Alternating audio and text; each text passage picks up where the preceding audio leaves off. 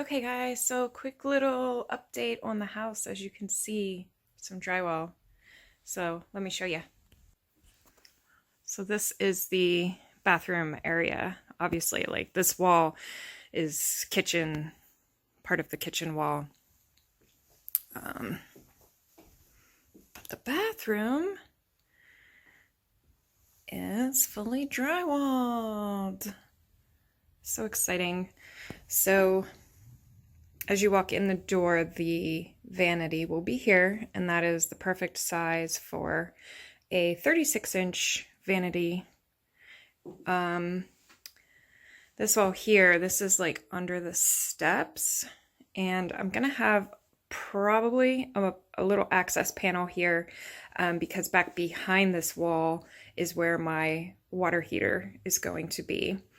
And then in this opening right here is going to be my stacked washer and dryer. Also, having an access panel here, there's a lot of wasted space back here under the steps. I could use that for like deep storage. It's going to be a pain to get to, but you know, if I have an access panel there, it'll make things a little easier. So this then is where the toilet will be, and then clearly the shower, which the shower pan is already there, which it's a nice size. It's 48 inches. So something else real quick while I have the camera facing this direction. My dad was out here 2 days ago and noticed that my front door was leaking. So you can see like the ring where the water was. And also he thinks it was coming in here because it was like pooling right there at the floor. So that's kind of not good. And I'm already dealing with issues. I'm already dealing with an issue with the builder telling me one thing and then not doing it. But I don't know if I mentioned it on a vlog or anything yet, but the window at the bottom of the staircase has to be tempered glass for obvious safety reasons.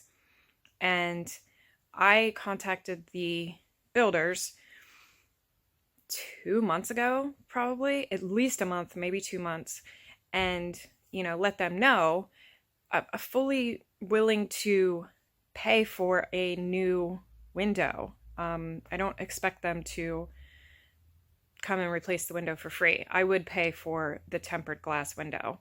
But they responded and said, okay, yep, we'll look into it.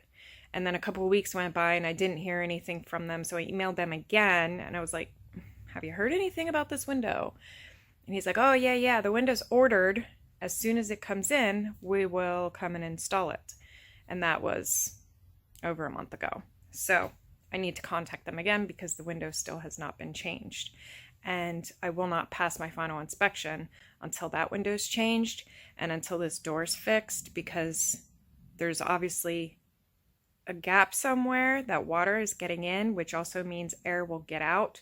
And when they do the blower test on the house, there'll be an air leak there. So that needs taken care of. Not to mention, I don't want my front door leaking water all over my floor. So aside from that, everything else is going really good. While I'm out here today, I want to go upstairs and take some measurements because I'm starting to panic a little bit about the space up here. It's small. I knew it was going to be small, but I have a lot of clothing. I'll admit it. I have a lot of clothes.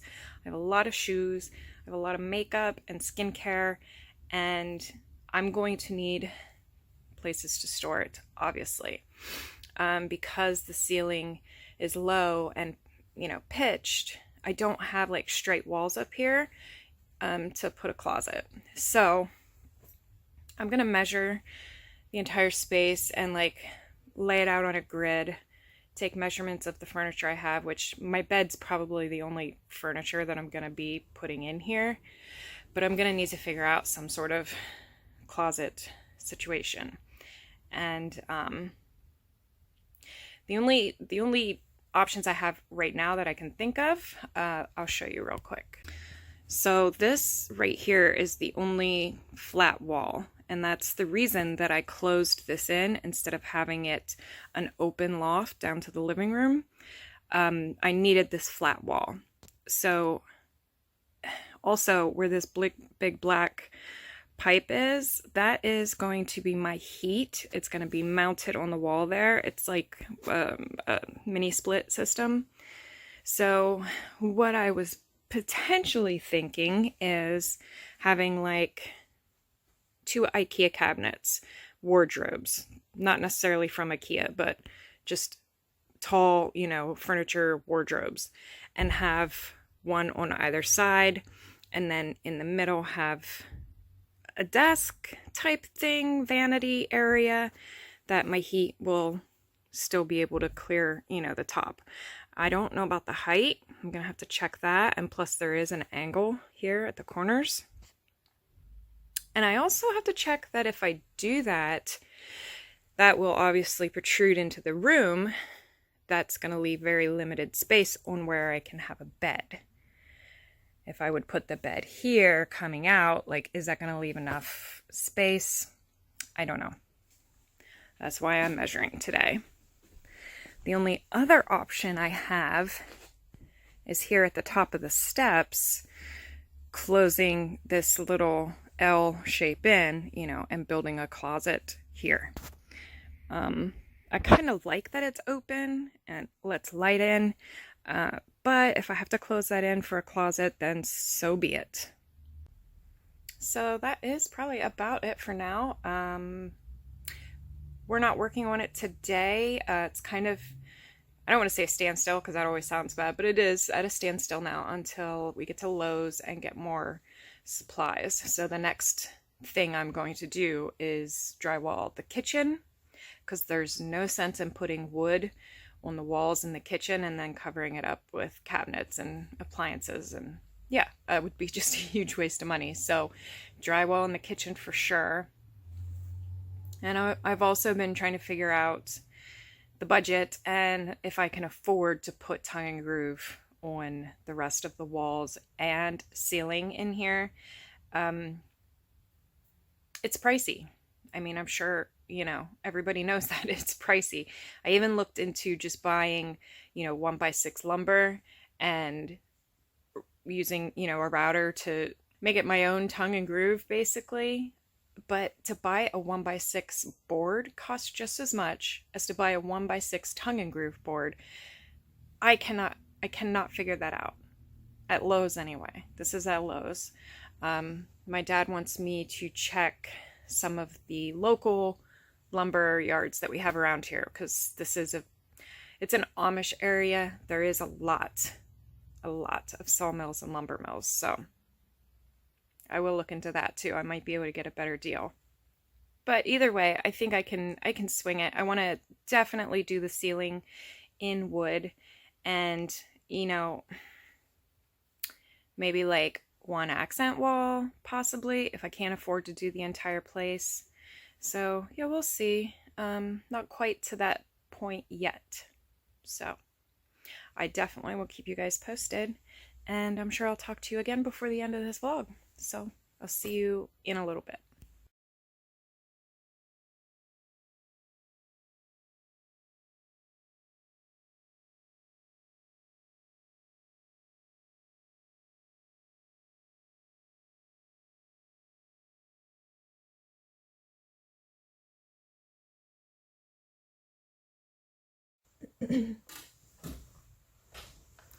So instead of just showing you the little bit of work that got done and then ending this video here, I thought I would take this opportunity to just go over some of the process that I've gone through so far to get to this point. The very first thing for me, also keep in mind, some of these steps may be different depending on where you live. I'm going to share the steps that I've been through, but I'm in a rural part of Pennsylvania, so you know, there's different codes, there's different steps depending on where you are. Just keep that in mind. But yeah, so the first step was obviously finding a shed builder. one that would be willing to work with me on a custom design, and also willing to build to the Pennsylvania code for, you know, a house, which typically sheds are not built to code. And just those two things alone was more difficult than I thought. I got some funny looks going into one specific one that I can remember. The lady was a little rude. She said probably about 5 times, "We build sheds, we don't build houses." So I knew that was not going to work for me. But lo and behold, I did find one. And it was just, it felt good right from the beginning. The guy was super friendly, super helpful, showed me all kinds of pictures of like cabins and stuff they built. So I knew right away, regardless of what his price was going to be, that was the builder I was going to go with. And that is kind of the only price that I got. And I'm not really going to get into prices yet in this video.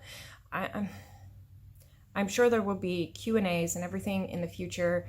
And when the project is all completely done, I'll do a complete budget type video.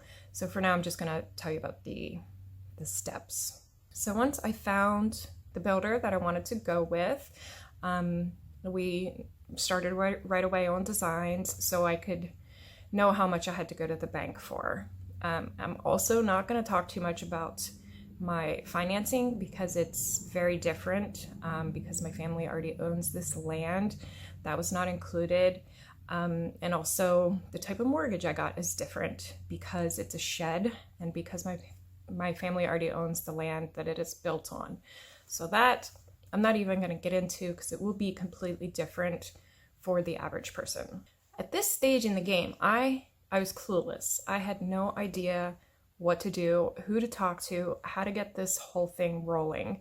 So I started by calling the local municipality, and they told me, no, you need to contact the courthouse for the planning and commission. What is it called? Yeah, the planning commission. So when I called them, they informed me that I had to have a survey done on the land, and I had to have that surveyor write up a land development plan, which would have to go in front of the board to be approved. Again, this might be slightly different because the land that my house is built on is shared property. There's other buildings on this property, so that's why it was considered a land development plan. So I had to have a survey done. I didn't know that I was going to have to do that, and that cost a pretty penny, let me tell you.